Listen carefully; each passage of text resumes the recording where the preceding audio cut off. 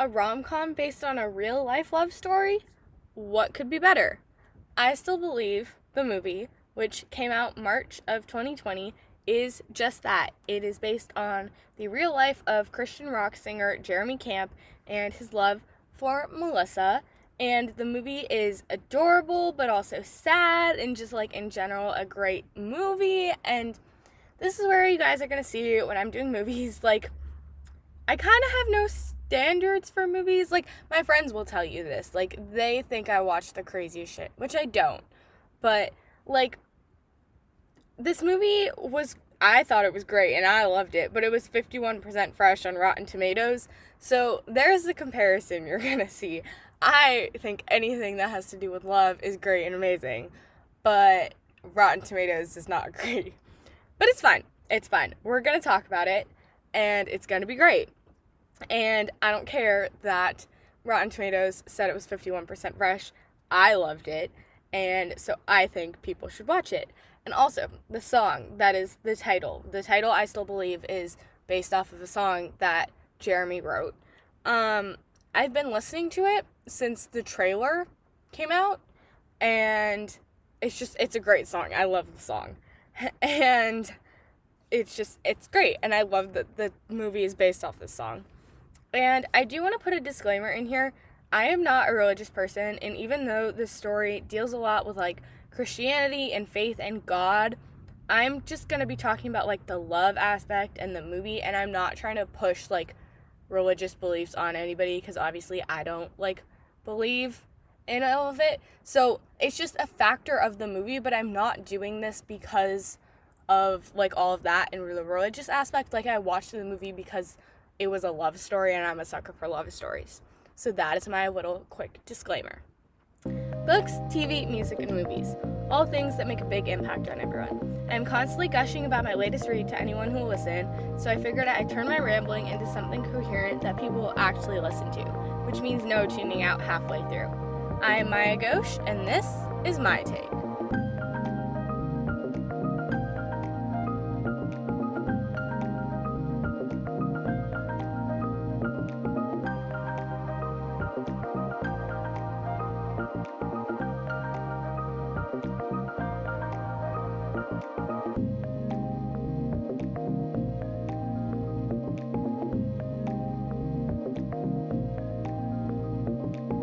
So to start off this spoilery section, I wanted to follow up on the disclaimer I had in the intro in the non-spoilery section, which is that if anything could convert me, this movie would be it. Like, if I got kidnapped and the kidnappers were like, look, we're trying to convert you to Christianity or whatever, I think it's Christianity, I don't entirely know, but whatever religion that was in this movie, and they're like, how can we best convert you because we want to release you once you're converted, I'd be like, look, just play I Still Believe on a loop and give me like 3 days and I'll walk out of here like religious as fuck.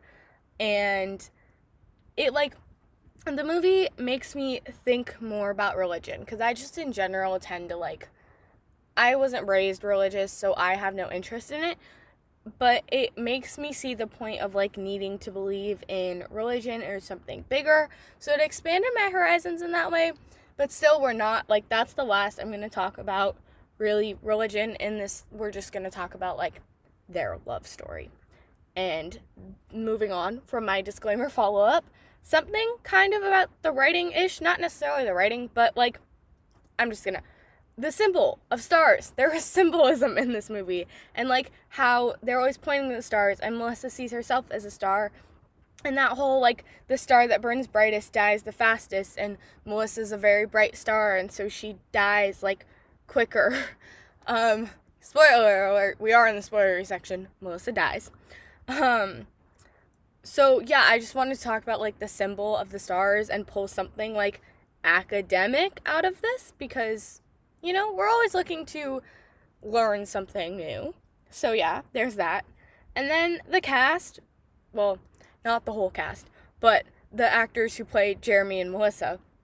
KJ Apa plays Jeremy, but it's, like, dark-haired KJ Apa, so he's kind of hot, which I appreciate.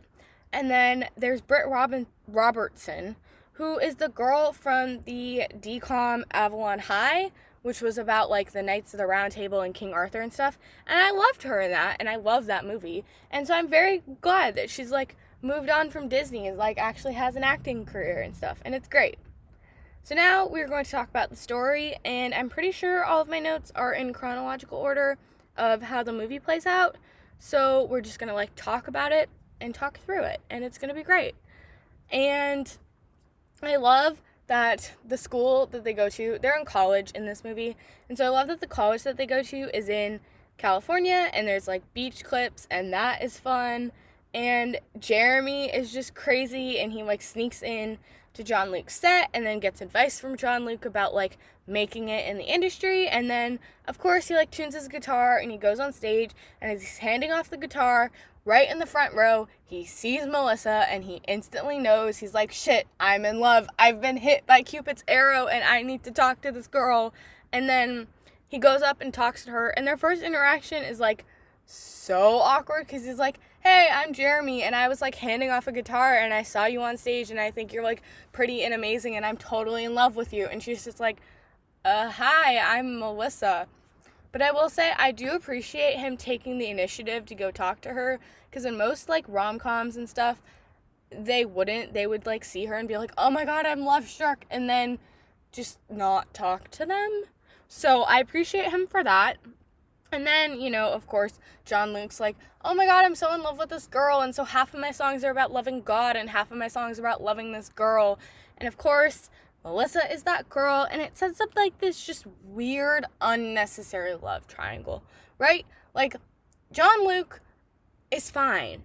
And I'm sure if they had been like, look, or if Melissa had been like, look, I have feelings for Jeremy, and I know you have feelings for me, but I really don't see you that way. I see you like a brother, and I'm sorry, he would have gotten over it, and it would have been fine. But no, they just like keep it a secret, and then he finds out when he's like singing I love you, I love you, I love you in the recording studio, and it blows up in their faces. Like, why don't you just communicate? Why don't you? Really not that hard. And the love triangle was so unnecessary. But of course there has to be a love triangle. And then Jeremy like asks her out under the tree, but it's not really a date. And then they're all hanging out, and Melissa's like, look, I made a promise not to get distracted, and you are very distracting, potentially, which is me. Like, that is gonna be my response to people in a lot of scenarios, I'm sure, because I'm like, look, I'm focused on my life and doing this and reading these books and accomplishing good grades at school and stuff, and like everybody else is a distraction. So I really resonated with that line, so I had to throw it in there. And then they get into a relationship, but it's so up and down. Like, they go through so much unnecessary drama. Like, literally either say you're dating or say you're not, but make a fucking decision and don't drag out this weird thing so then she thinks you're embarrassed by your family when really he's embarrassed by her and the fact that she won't say that they're dating. Like, either date or don't, but don't be in this weird limbo. Like, have a fucking conversation about it. That's something that they failed to do twice now. They failed to have a conversation with John Luke about the fact that they have feelings. Then they failed to have a conversation about their fucking dating life and, like, are we dating or are we not? So, there's that. But then she gets sick, which fucking sucks because nobody deserves cancer, and I hate it, and it's terrible. And, like, of course, the silver lining is that it brings him back to California from, like, Indiana or wherever he lives, like, in the Midwest. And he proposes in the hospital church, which was literally the most adorable thing ever. Like, he got all the star string lights up, and he was, like, down on one knee, and he's like, look, I want to be there for you, and I know in my heart that I'm meant to marry you and stuff. Like, it was adorable. And I loved that. And then all throughout this, like, Jeremy's music career is growing because they just casually, like, after he's all, you know, I love you and I want to get married and, like, we're going to survive your cancer and stuff, he's, like, throwing this huge concert, like, where everybody's attending and he's, like, this big star. And then he asks everybody to pray for her, which, like, is really sweet because we know that that's something that she would really want and, like, she would really see that gesture is super big. So we love that for her. And then all of the letters that they get from the radio station when he plays his new song, and he's like, look, like, my wife is sick, can you all, like, or not wife at this point, their fiance is sick, and can you all just pray for her and stuff? And then they get all these letters, and then she, like, almost kind of magically goes into remission and doesn't have to have the surgery, so, like, she could, in theory, have kids in the future, which was amazing, because I felt so bad when she was like, I need to have kids, I need to be able to have kids, like, we can't have the surgery, and then she doesn't need to have the surgery, and it's, like, magic, and it's amazing, and we skip 6 months, and they're getting married, and their marriage ceremony was so cute, like, on the beach and stuff, and it was beautiful, and then their honeymoon, which is, it's so beautiful, but then you can tell that she knows that she's getting sick and he doesn't really know, and it's so sad. And then they come home and she's freaking out and crying, and they see all the gifts from their wedding, but she's like, I'm sick, and it hurts, because even though I spoiled myself, right, I looked up Jeremy and Melissa Camp when I saw the trailer and realized what it was about, and spoiled myself with the fact that she's actually dead. It was still hard to watch her die, and she, like, wakes up and she's like, look, I'm cured and I'm okay and I'm not in any pain, and so that he can, like, be okay. And the death scene was so hard, because she, like, we all knew it was coming, but it was still really sad, and the way he reacted, and, like, John Luke and his dad had to carry him out of the hospital because he just couldn't move, and he loved her so much. Like, it was just a lot of emotions. And in those lot of emotions, I have to say a shout out to John Luke for being a great friend, because through all of this and the fact that he had a crush on Melissa first and all that, he's like a kick-ass friend and is always there for Jeremy to talk about things, and he's there for her, or there for him when he's in the hospital with Melissa. And I loved that they were friends and that dynamic stayed, and that he was there throughout the whole movie, because that was great. And I loved John Luke because you always knew he was going to be there when you needed him. And so I really much, like, appreciated his presence.